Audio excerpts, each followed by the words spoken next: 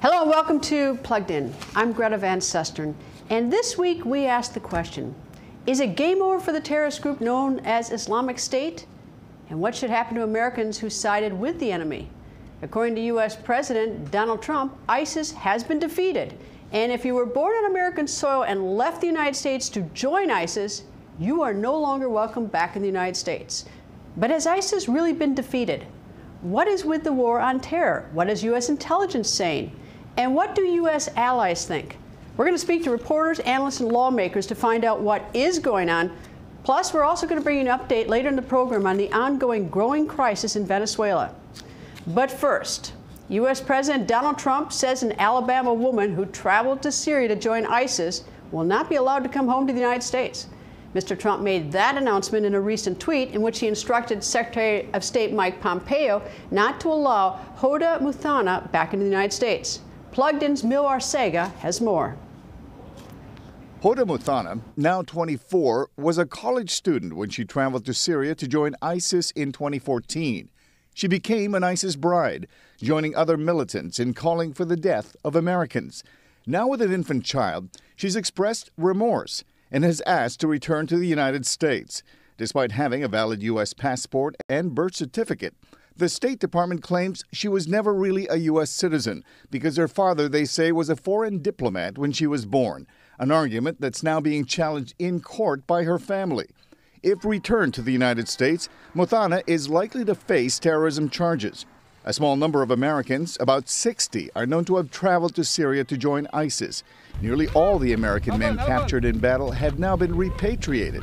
But it's unclear why some of the American women and children, at least 13 according to the New York Times, have not been. In Britain, another young woman, 19-year-old Shamina Begum, who left the UK to join Islamic State in 2015, also wants to return home. Begum recently gave birth to a baby boy. She, too, has been denied permission to return to England after the British government revoked her citizenship. The UK says people like you are potentially very dangerous.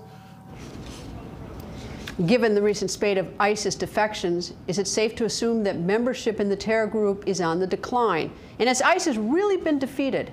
VOA Middle East correspondent Heather Murdoch is in Syria near one of the last remaining strongholds for Islamic State fighters.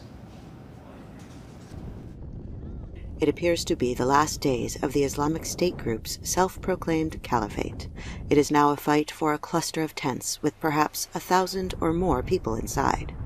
Authorities say they have been stunned by the number of people that have fled this small area, more than 6,000 in the last week alone. Nearly a third are children under 5 years old. Afaf, 13, lost her mother and sister when an airstrike hit her front yard. I was shocked. I just shouted and called for help. That's it. But these families are not ordinary victims. Almost all are believed to be related to IS fighters. The women who arrived last night said that all of the men were taken for further screening. And unlike former battles where most people denounced IS, some true believers from Baghouz are quick to deny their caliphate is falling. All of the people inside Baghouz and those that are outside will find victory. May God grant them a victory. Meanwhile, attacks continue almost every day. Observers, including aid workers, warn that without major changes, the defeat of IS here may just mark the end of this phase of the extremism that haunts the region. There's a pattern of religious extremist movements, and this is only the latest. And so I think you have to counter it in two ways. One is you've got to immediately react to any violent action with force, because that's all they respect. But on the other hand, you have to look at some of the root causes, again, of injustice. Syrian and international forces expect to declare the defeat of IS in the coming days, but it is still unclear if a victory will, in this case, also mean a win. Heather Murdoch, VOA News, Deir ez-Zor, Syria. As time has marched on, you may have forgotten exactly who and what ISIS is. So here's a quick look at Islamic State by the numbers from Plugged In producer Valikia Newsom. The Islamic State of Iraq, And the Levant, also known as ISIS or Islamic State, was founded in 1999, originally a splinter group of al-Qaeda. It is led by a man named Abu Bakr al-Baghdadi, whose stated aim was to establish an Islamic caliphate in the regions surrounding Iraq and Syria. At its peak, Islamic State controlled an area of about 88,000 square kilometers and once held nearly $2 billion in assets. The group, designated a terrorist organization by the United Nations, once held as many as 3,500 people captive. Since 2013, Islamic State has claimed responsibility for as many as 136 attacks, leading to a global coalition of 79 countries committed to stopping it. Despite recent losses in areas it once controlled, Islamic State is estimated to have between 20 to 30,000 members. That's about 17,000 fighters in Iraq and more than 13,000 in Syria. As many as 4,000 near U.S. military areas of operation. VOA National Security Correspondent Jeff Selden has been covering ISIS for many years. Jeff, thank you for joining us. My pleasure. Those numbers by Heather Murdoch, absolutely staggering. 6,000 people in the last week, and out of the 6,000, a third, about 2,000 under the age of 5 are now leading ISIS. So what do you see as sort of the status of ISIS? Well, the main concern is how many people are actually still in that small area, a cluster of tents described as maybe several hundred square meters in this village of Baghouz in Syria. Just about a week ago, Syrian Democratic Forces, the U.S.-backed forces who are leading the assault, said they expected there were about 300 Islamic State fighters, maybe 1,000 civilians.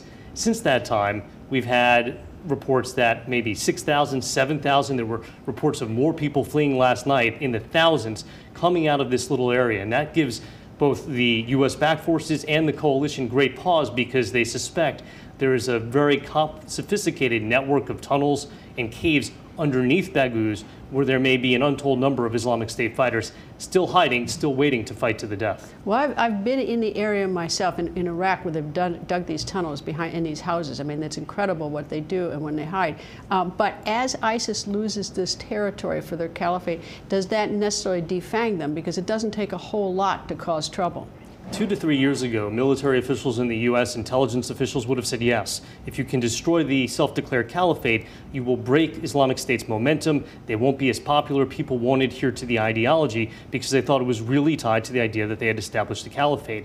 Now, intelligence and military officials really doubt that. They see that even with the loss of territory in Iraq and Syria, they still have tens of thousands of fighters and followers who are willing to take up the cause. There are sleeper cells that have been active both in Syria and in Iraq, and they have provinces and they have connections to affiliates all over South Asia, the Middle East, and into the Philippines even. In Afghanistan, they have almost 1,000 fighters. The U.S. has even bombed them there using some of the biggest bombs, non-nuclear bombs, in the U.S. arsenal, and yet the numbers keep coming back. The same in Nigeria, where part of Boko Haram, the terrorist group, pledged allegiance to Islamic State. They thought that their numbers have come back up. They now have 3,000 to 4,000. They also have a presence in Libya, which was pushed back, but now their numbers have rebounded there.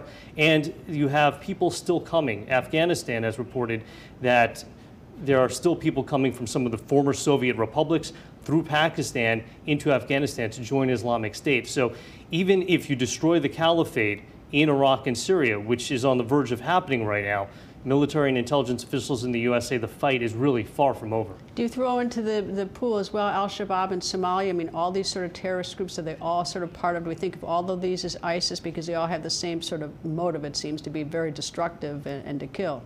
Well, there was a battle going on in Somalia with Al-Shabaab where there was a faction of the group which has pledged itself to Al-Qaeda, which is a rival on the international stage to Islamic State.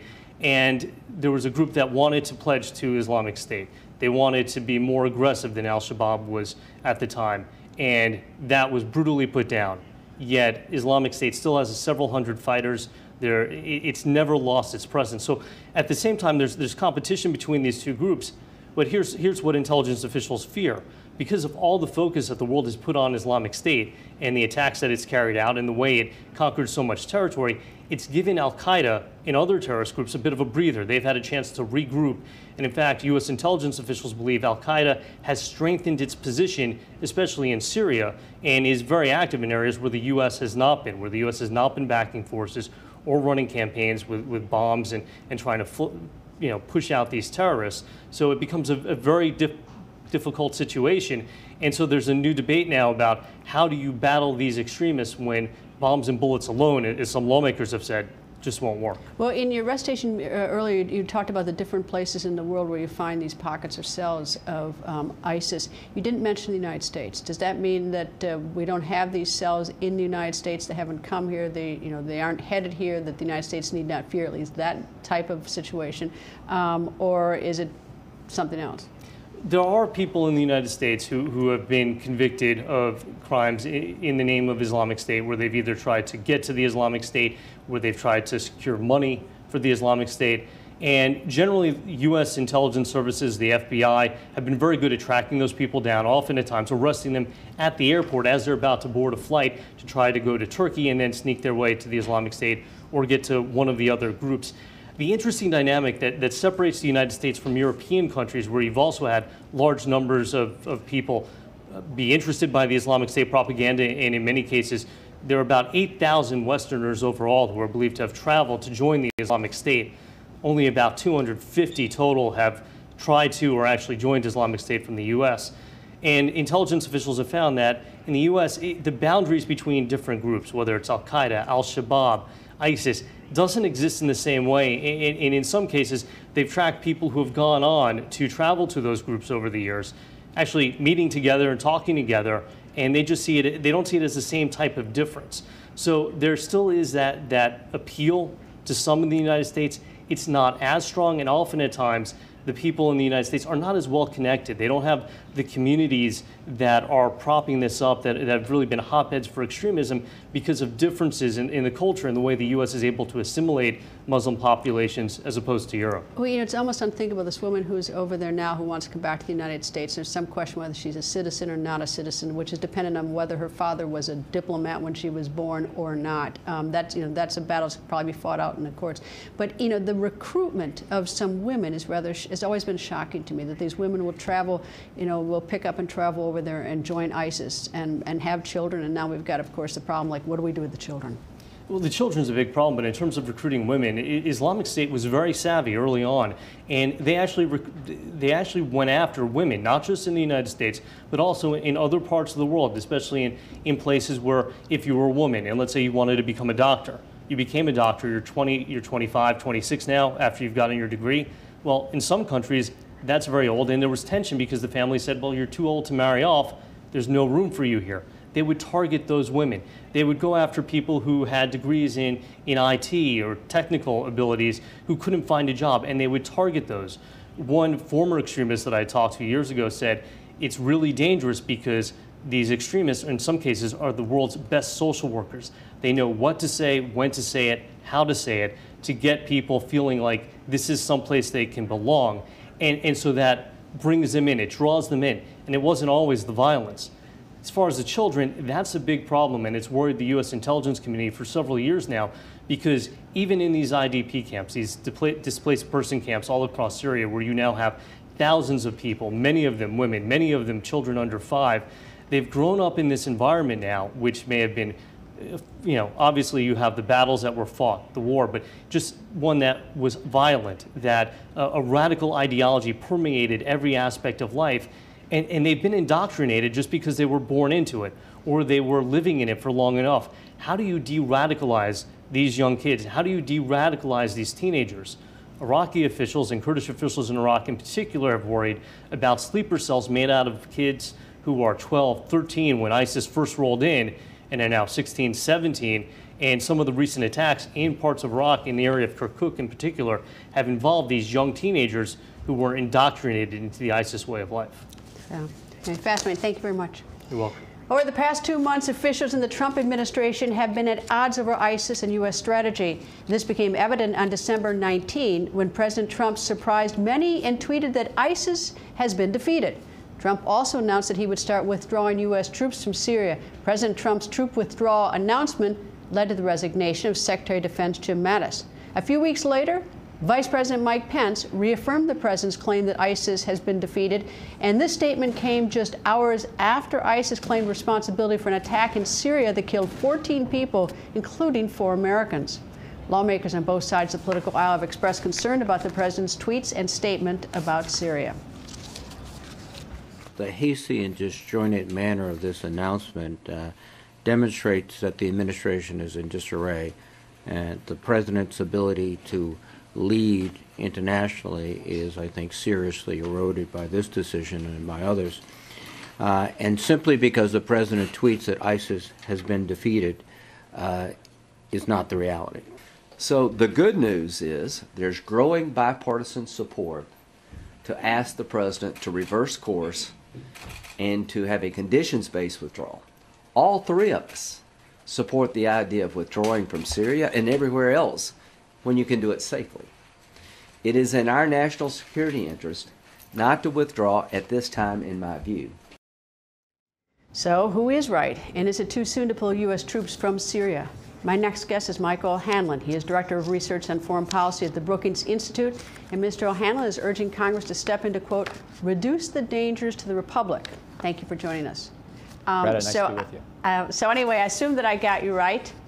I assume that I got you right on that quote. So tell me, is that correct? Is that what you're asking for? I'm in favor of staying in Syria. I like the 2,000 number. I'd like to see it stay where it's been. I think it's the first time we've had anything in Syria that's looked like even a partially successful strategy. We're helping the Kurds retain control of 1/3 of the country, not only keeping ISIS at bay, but also keeping Iran at bay and Assad at bay, and also preventing a Kurdish-Turkish war that could escalate the minute we leave. So I think the presence was working beautifully. 2,000 is not a big number. We should have just stayed at that number, but 400 is a lot better than 0. And so I'm relieved that Senator Graham and others have had the kind of success in walking back the president. And I give Secretary Mattis some credit for his principled resignation, which I have to believe, even though President Trump hasn't said so, caused him some consternation and maybe some second thoughts. It seems to me, and correct me if I'm wrong, is that they've sort of been renamed in an effort to sort of a little bit to backtrack for the Trump administration. Now they're calling some of them peacekeepers. Am I correct? And so that we're still maintaining a number of the people there, but almost redesignating them. You know, I get nervous if we are doing that. I think I have heard that word myself, Greta, although I'm not sure it's an official term.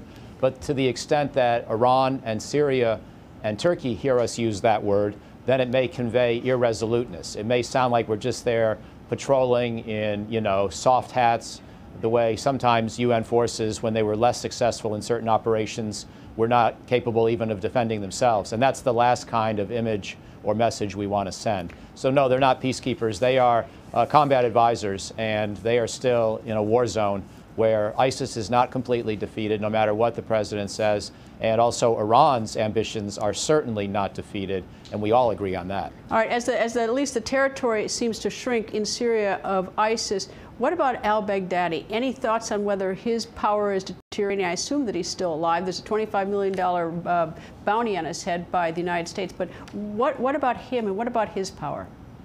You know, it's a tough one, Greta, because we need to adopt a nuanced view on these leaders and their importance in their organization.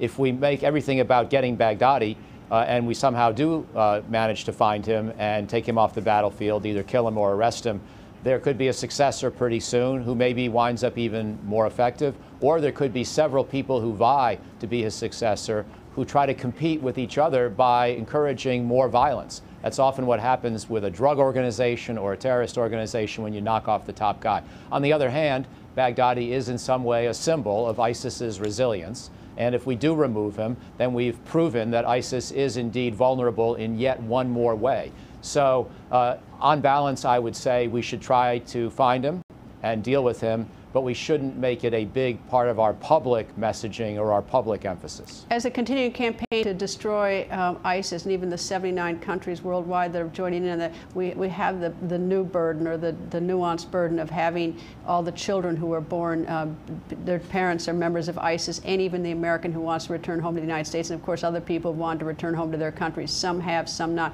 What are your thoughts on how to handle the issue with the children, and even some of these women this American woman who signed up to join ISIS, went over there, and now wants to come back to the United States? Well, first of all, some of these people who might want to come back are criminals at best, and therefore should be treated severely with a criminal prosecution, and we can handle the issue of their children as we would with the children of other kinds of federal and state prisoners. I'm not saying we always do enough for those children, but we do have mechanisms because there are lots of people in jail in the United States who are parents. And so I would think of it in those terms rather than feel we need to invent the wheel all over again. However, the question of to whom you allow even the right of being tried in an American court and try as an American citizen versus who you don't even allow back in the country and repudiate their citizenship, that's a tougher call. But I agree with my colleague Dan Byman, who's written that we should indeed accept back this woman from I think Alabama, if I remember correctly. I don't know much about her clearly, but what little I've read suggests that she made a stupid, innocent mistake and may not have blood on her hands personally.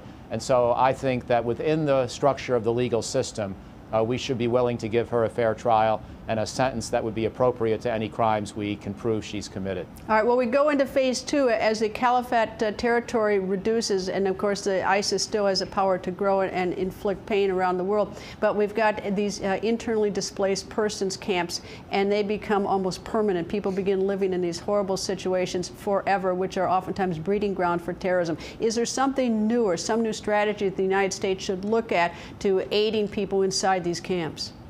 Well, the place I think of first when I try to think through that question, Greta, is Jordan. Jordan has probably about 1.4 million Syrian refugees on its territory, and Jordan's own population is only 8 million, so this is a huge burden. About half those people are in camps of the type you mentioned. By the way, some of those camps are better run than others. They're often, in a place like Jordan, the government takes the job pretty seriously, gets at least some international help. We don't give Jordan or other countries enough help, but there are mechanisms to try to have schools in these camps, halfway decent living conditions. It's still not a great existence, as you say, but there are ways to make it more tolerable. But also, the other half of the refugees from Syria inside of Jordan are in communities. They've essentially now just moved. And you can handle the IDP question the same way, people who move from one part of their own country to another. But you know what, Michael, you raised that moving one part to the other. I've been in Jordan, and one of the problems with the Syrian refugees in Jordan is that a lot of the people, the Jordanians were very generous, but there came a point when a lot of these people in the camp went out into the work community and were undercutting the Jordanians and taking jobs, and suddenly they weren't so happy to be, a lot of them, because their economy is so impacted. Yeah, which is why the Syrian war was such a tragedy for so much of the region. I mean, the burden of 1.4 million people in a population base of 8 million is extraordinary. And you point out that it just can't be expected to continue at that level. So I'm not suggesting that this is a model that you can apply, for more than 10% of your own population. In other words, when you have 700,000 refugees in communities, another 700,000 in IDP camps, a population base of Jordanians of 8 million, that's too much of a burden to ask any country to bear, partly for the reasons that you mentioned. So we got to find a way to walk back the Syrian war, which is part of why I think we need to stay in the Northeast. You can bring some degree of stability and figure out a mechanism to finally get some kind of a post-war settlement where Assad stays in power for a while, I'm afraid to say, but at least you can begin some limited process in parts of the country of bringing people home. These are very serious questions. I'm afraid they're going to be dwarfed by our upcoming presidential election when it becomes all our attention focused domestically on politics, but these are obviously important issues. Michael, thank you for joining us. Thank you, Greta. And now to the deteriorating situation in Venezuela, where there have been violent clashes between government and security forces and opposition supporters. For the latest on what is going on in Venezuela, we are joined by Bracio Segovia of VOA's Latin American service. Welcome to the show. And I talked about with Michael the problems of all these displaced persons. You've spoken to the president of Colombia, and they've had to take a lot of the burden from Venezuela. So what's the latest with that? Thank you for having me, Greta. Well, exactly, that's what's happening. They're having a lot of Venezuelans who are crossing the border. Now they closed all the bridges that are actually the border between Venezuela and Colombia, which means that many of the Venezuelans that cross the border on a daily basis, because that's actually many of them, that's their way to make a living. They transport certain items from one place to another.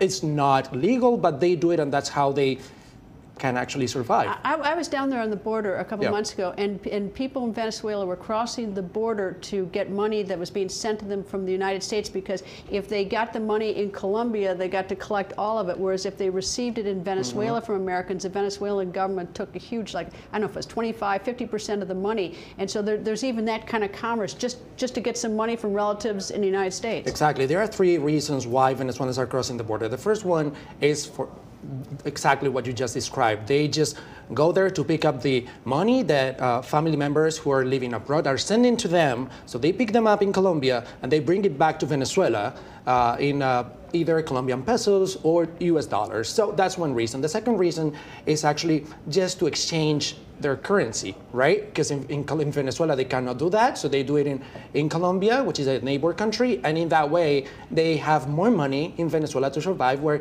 their inflation is huge. It's ridiculous right now.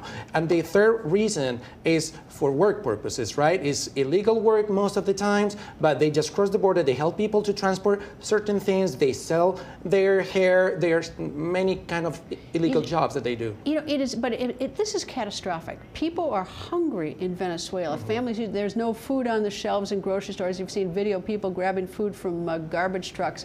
Maduro and his opposition leader are at this horrible feud. The United States has weighed in on part of the opposition leader. Where are we going?